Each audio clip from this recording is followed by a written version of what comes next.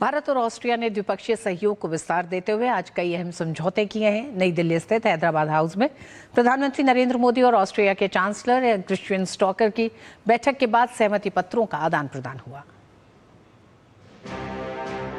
नई दिल्ली स्थित हैदराबाद हाउस में प्रधानमंत्री नरेंद्र मोदी और ऑस्ट्रिया के federal chancellor doctor Christian stalker की मुलाकात में बड़े फैसले हुए।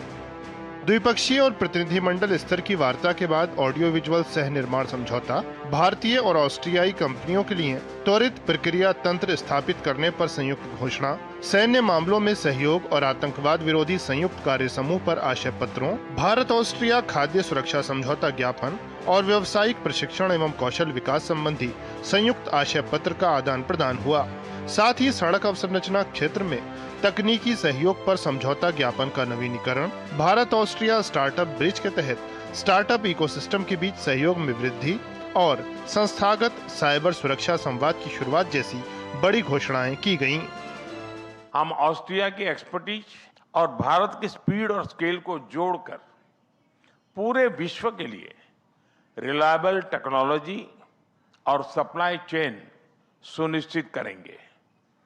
हम डिफेंस, सेमीकंडक्टर, क्वांटम और बायोटेक्नोलॉजी में भी अपनी पार्टनरशिप को सुदृढ़ करेंगे।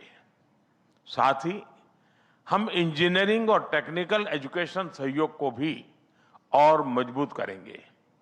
आईआईटी दिल्ली और ऑस्ट्रिया की मोंटान यूनिवर्सिटी के बीच आज साइन किया जा रहा एमओयू इस नॉलेज एक्सचेंज का एक उज्जवल उदाहरण है। भारत के संयुक्त राष्ट्र शांति रक्षा केंद्र और ऑस्ट्रियाई सशस्त्र बल अंतर्राष्ट्रीय केंद्र के बीच साझेदारी, वर्किंग हॉलिडे प्रोग्राम का संचालन शुरू करने, उच्च प्रौद्योगिकी सहयोग और शिक्षा के क्षेत्र में सहयोग पर एक सुनियोजित द्विपक्षीय संवाद शुरू करने पर भी सहमति बनी। पीएम ने कहा कि 2023 में दोनों देशों के बीच व्यापक माइग्रेशन एंड मोबिलिटी समझौता हुआ था। अब इसका विस्तार नर्सिंग सेक्टर में भी होगा। साझा वक्तव्य में संघर्षों के शांतिपूर्ण समाधान पर बल दिया गया।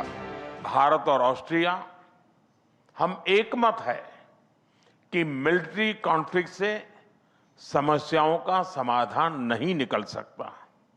यूक्रेन हो या वेस्ट एशिया, हम एक स्टेबल, सस्टेनेबल और लास्टिंग पीस का समर्थन करते हैं। हम इस बात पर भी एकमत है कि बढ़ते ग्लोबल चैलेंजेस के समाधान के लिए ग्लोबल इंस्टीट्यूशन का रिफॉर्म अनिवार्य है और आतंकवाद को जड़ से मिटाना हमारी साझी प्रतिबद्धता है। ऑस्ट्रिया के चांसलर ने भारत के साथ दोस्ती को व्यापक बताया। उन्होंने भारत की विकास यात्रा को सराहा। Our friendship is very broad based. India has an impressive growth rate of about 7% per year, and it's one of the most dynamic global markets and a key strategic partner for us. Austrian companies will in future benefit more strongly from this dynamism. At times like this, stability, trust, and reliable partnerships are not just words, but a strategic necessity. And that is why India is such a reliable partner and valued by Austria. Austria के chancellor ने Europe के बाहर अपनी पहली यात्रा के लिए भारत को चुना। पीएम ने कहा कि ये द्विपक्षीय रिश्तों की मजबूती की प्रतिबद्धता को दिखाता है। अखिलेश सुमन के साथ ब्यूरो रिपोर्ट, डीडी न्यूज। और न्यूज डाइट में वक्त एक छोटे से ब्रेक का। ब्रेक के